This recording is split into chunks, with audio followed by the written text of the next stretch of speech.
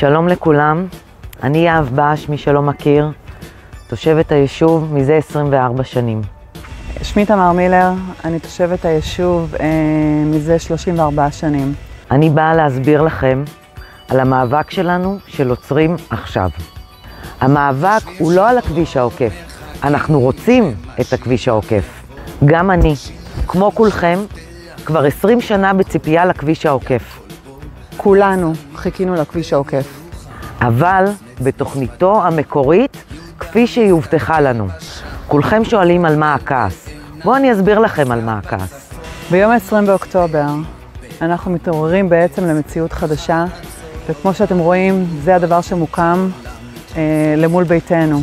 בוקר אחד אני פותחת את הדלת, וזה מה שאני רואה מול העיניים. גדר. ממה שהבנו, זו הגדר החדשה של היישוב. הגדר הזאת היא לא חלק מהתוכנית המקורית. תנו לי לסבר לכם את האוזן של מה שהשתנה.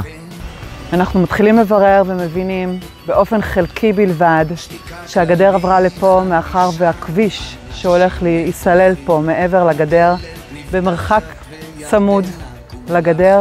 דמיינו עכשיו שפה עובר כביש עם 4 נתיבים, 2 לכל כיוון, שבו עוברים רכבים פלסטינאים. התחלנו לפנות למועצה בשביל להבין מה הולך פה. אנחנו מדברים עם הרבה מאוד תושבים, וכשאנחנו אומרים להם מה הולך להיות פה, אנחנו מבינים שיש פה המון פערי ידע. רובנו יגידו שמה שהם ידעו, שמה שהולך לעבור פה, זה כביש פנימי. אנחנו היינו אמורים להתחבר לישראל דרך הכביש העוקף, ללא מעבר, שום מחסום. היינו אמורים להיות בעצם מובלעת. חברים, אין חמאס עזה יותר, יש חמאס איו"ש. כל כספי הטרור מתרכזים לנו כאן, מתחת לבית. עם זה, המחדל הביטחוני הבא הוא אצלנו בבית. מי מבטיח לנו שזה לא יקרה? המלחמה שלנו היא עבור הקהילה ועבור הביטחון שלנו ושל הילדים שלנו. והדרך היחידה שלנו לעצור את המחדל הזה היא להגיש עתירה לבג"ץ. עתירה לבג"ץ עולה כסף, הרבה כסף. אנחנו מגייסים סכום של 50,000 שקלים.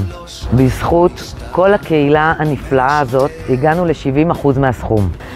חסרים לנו עוד כמה אלפי שקלים כדי להגיע לסכום הנדרש. המאבק הזה הוא של כולנו, וחייבים לעצור את המחדל הזה כאן ועכשיו. אפשר לעוות עובדה כך שתיראה כמו אמת, אך אי אפשר לעוות אמת כך שתתאים לעובדה. סרטונים עובדתיים כתגובה לפוסט העובדות שעלו מטעם המועצה יפורסמו בימים הקרובים, ועד אז אנו מזמינים את כולכם להצטרף למאבקנו הצודק, הרי מדובר בביטחון של ילדינו. חג שמח.